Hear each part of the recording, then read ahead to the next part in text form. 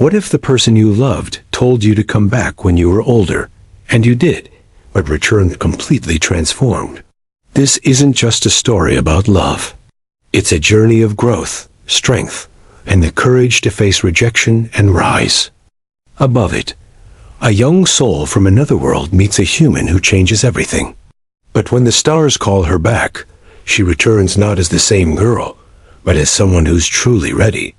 If you're new here, make sure to subscribe to the channel. And show some love with a thumbs up by liking the video. Now, let's jump into the story. Nyora had always felt like something was missing. On her home planet, Virel, everything was calm, clean, and controlled. Emotions were something studied, not felt.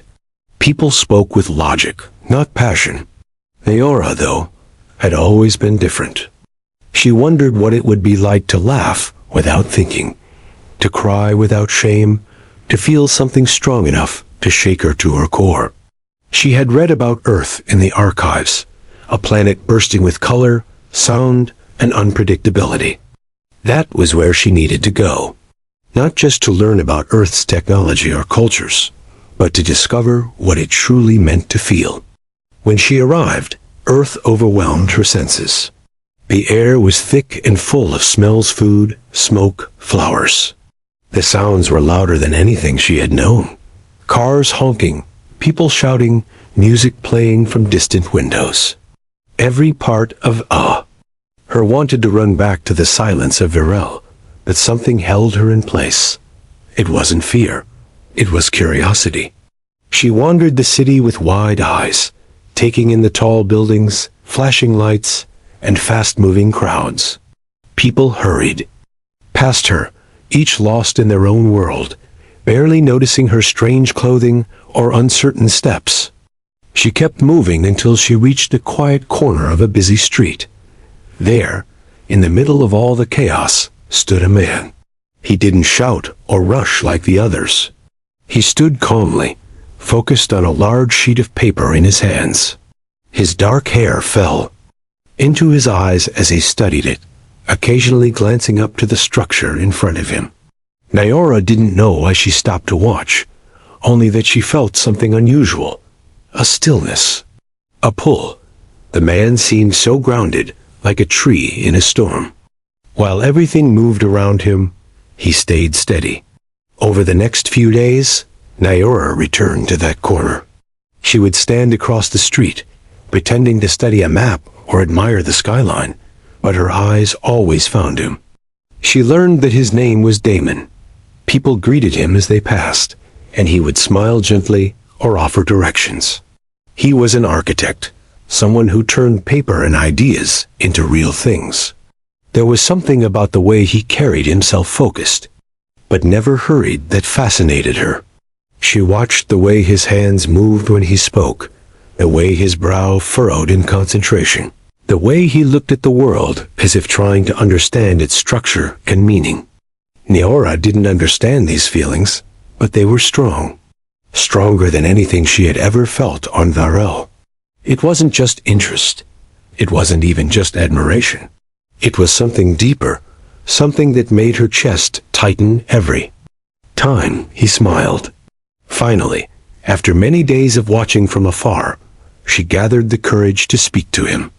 Her heart beat fast as she stepped forward. Her voice, though soft, broke the rhythm of the street. "Hello," she said, almost too quietly. Damon looked up, surprised.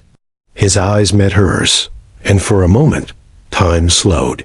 He smiled, kind and curious. "Hey there," he said. "You lost?" Nyora blinked, unsure of how to explain herself. "No, just curious," she answered honestly. They talked for a while. At first, it was simple things: how busy the city was, the strange weather, the noisy traffic. Nyora shared little pieces about her home, leaving out the part where she wasn't from Earth. She wasn't ready to explain that, not yet. Damon didn't seem to notice anything unusual. He just listened. He asked questions. He smiled. He treated her like she belonged. But then, as the sun began to lower and the city softened into evening, something in Damon's expression shifted. He looked at her, not with judgment, but with a quiet seriousness. "You're young," he said, his voice gentle. "You might not know what you want yet, maybe. One day, when you're older, we can talk about this more. But right now, I just need space. I'm not ready." His words hit her like cold wind. Neora didn't understand. Had she done something wrong? Was she not enough?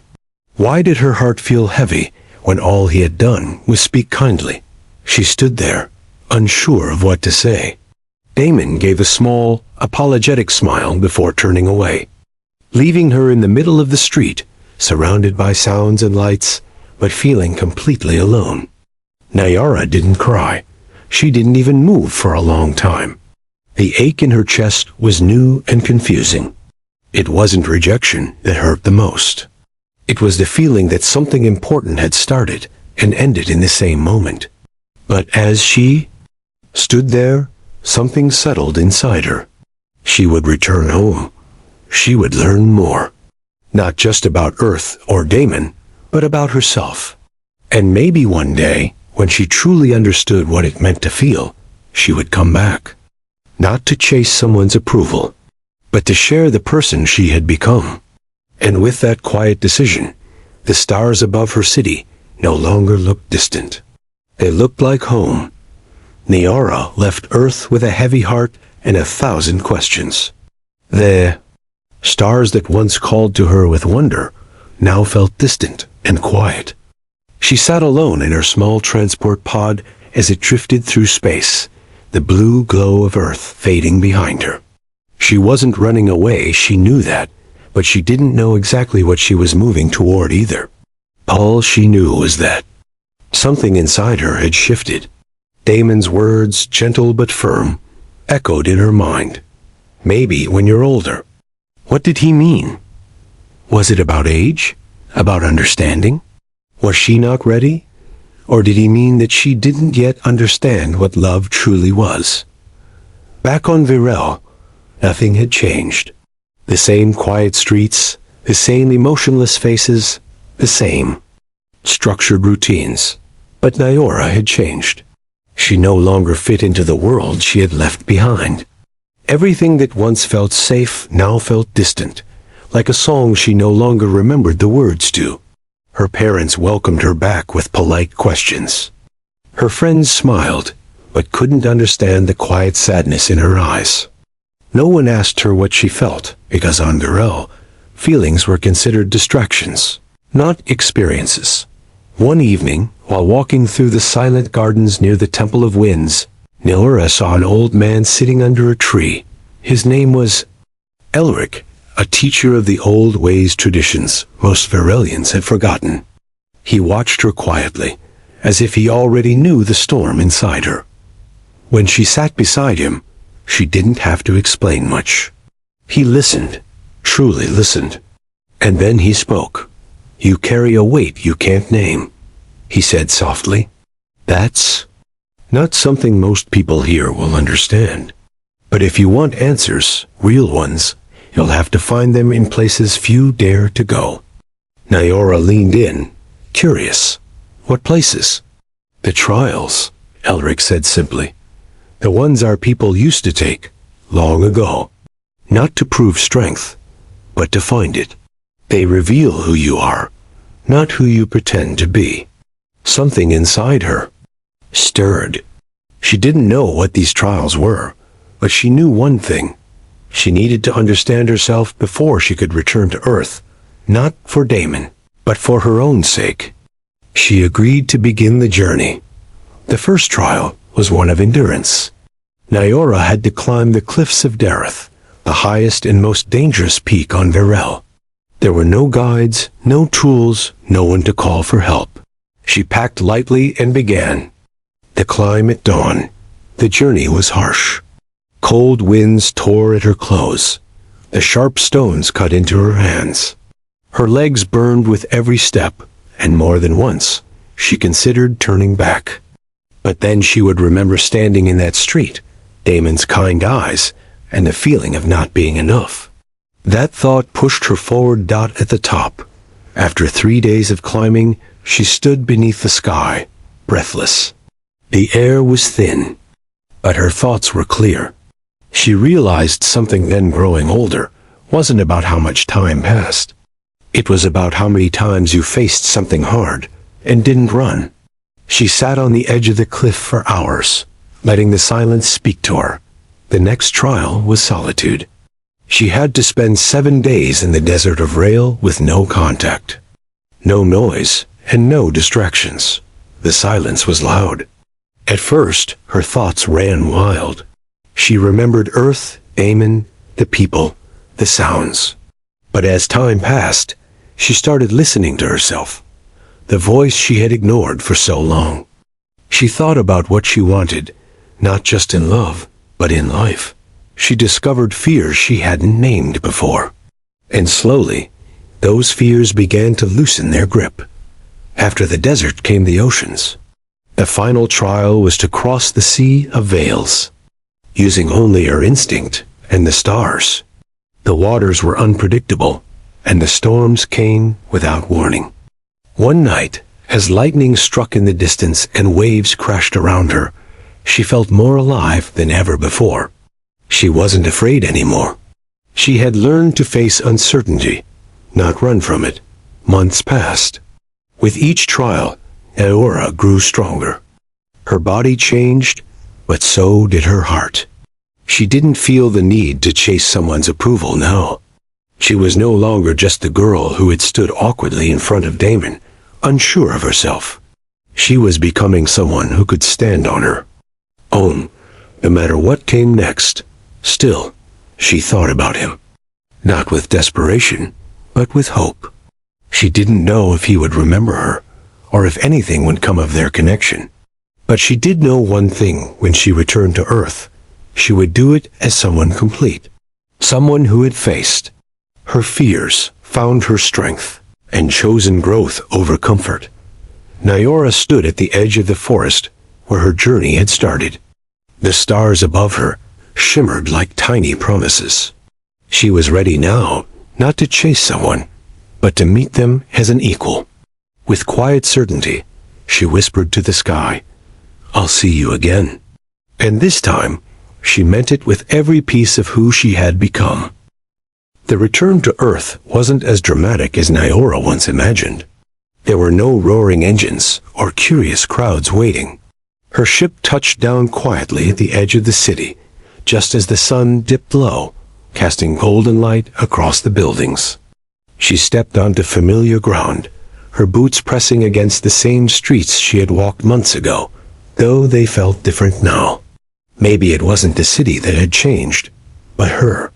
The nervous girl who once hid behind questions and uncertainty had grown into someone calmer, stronger, and more certain of who she was. The air still buzzed with life. Horns honked, laughter echoed from open cafes. People rushed along sidewalks with purpose. But this time, Nyora didn't feel lost in the noise. She walked with steady steps, taking in everything with quiet focus. She remembered the street where she first saw Damon, the way he stood in the middle of the chaos, calm and focused, sketching blueprints and guiding others. She wondered if he still went there, if he would remember her. If anything she had felt back then had stayed with him the way it had stayed with her God. It took a few days to find him. She didn't ask anyone, didn't reach out or search online. Instead, she wandered, not aimlessly, but patiently. And then one afternoon, just as the light began to shift into soft orange tones, she turned a corner, and there he was. Damon stood near a construction site, talking to someone with a clipboard in hand. His hair was shorter now, his shoulders broader, and his expression a little more serious. But it was him. Nyora froze, her heart pounding not with fear, but with anticipation. She didn't expect him to recognize her immediately. After all, she had changed, not just on the inside. Her posture, her voice, even the way she carried herself, were different. Still, she stepped forward, Damon noticed her. At first, there was confusion in his eyes, then recognition. His brows lifted slightly, and he took a step closer. "Nyora?" he said, her name a question more than a greeting. She nodded, offering a small smile. "Hi." He looked at her for a long moment, studying her face, her stance. "You look different," he finally said. "I am," she replied simply. They stood there in silence, the world bustling around them. Damon finally gestured toward a nearby bench beneath a tree. "Want to talk?" She nodded, and they sat, side by side, but not touching. The space between them felt full of unspoken words. "I wasn't sure if I'd ever see you again," he admitted after a while. "You just disappeared." "I had to," Nyora said. "You told me to come back when I was older. I didn't really understand what that meant then, but I think I do now." Damon looked at her, his eyes softer now. "I wasn't trying to hurt you." "I know," she said, and she meant it. "But it did hurt. Still, it pushed me to grow." He leaned back, running a hand through his hair. "So what did you find out there, wherever you went?" "Myself," she answered. "I learned that feelings are messy. That love isn't always about timing or certainty. Sometimes it's just about choosing someone, even when you're not sure where it'll lead. I used to think I needed your approval. Now, I just want to be honest." Damon didn't speak for a moment. He looked down at his hands, then back at her. "I've changed too. A little, maybe more than I thought. When you left, I kept thinking about what I'd said. About being afraid. I guess I've always been afraid of getting too close, of needing someone too much." Nyora nodded slowly. "I understand that. I felt that too." They sat in silence again, but it wasn't awkward. It was thoughtful. "So," Damon said after a pause, "why did you come back?" "I didn't come to chase something," she replied. "I came because I had something to share. A version of myself that finally understands what it means to care for someone, not because I need them to complete me, but because I want to walk beside them." He looked at her, a new expression in his eyes. Not surprise. Not confusion. Something softer, warmer. "I never forgot you," he said quietly. "But I was afraid that maybe ... wasn't enough. That I couldn't give you what you were looking for." "I wasn't looking for answers," she said. "I was looking for understanding, and I found it mostly in myself." Damon smiled gently, and for the first time since she returned, Nyora felt a sense of peace. They didn't make promises. They didn't speak of forever. But something had shifted. They saw each other more clearly now, not as strangers pulled together by curiosity, but as two people who had walked different paths and somehow found their way back to the same place. As the sun dipped below the skyline and the first stars blinked into view, they remained on the bench, talking, listening, not rushing toward anything, but not pulling away either. Whatever came next, it would be real.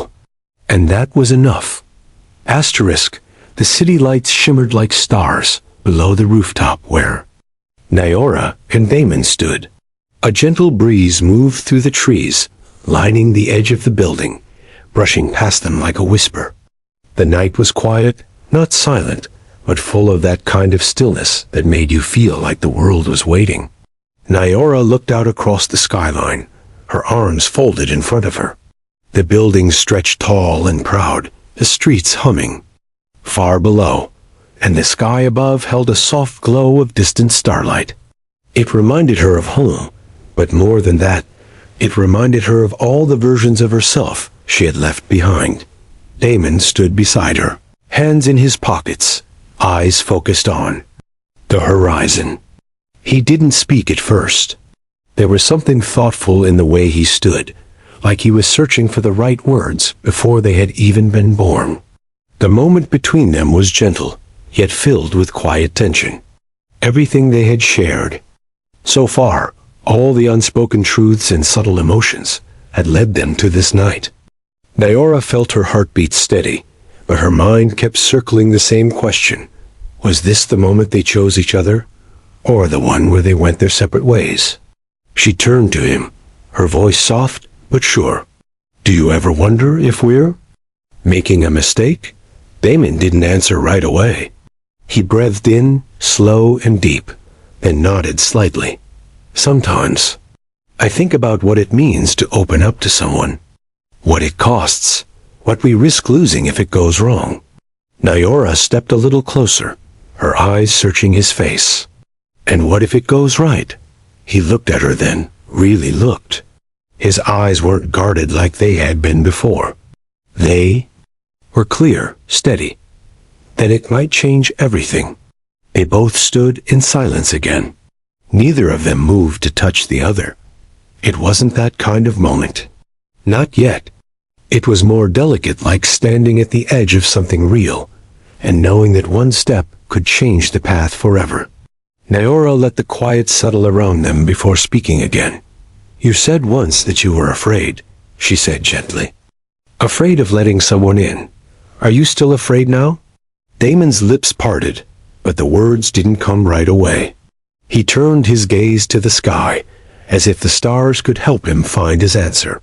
Benny looked back at her. I was. He said slowly. I was afraid of not being enough. Of making promises I couldn't keep. Of losing myself. But I've learned something since then.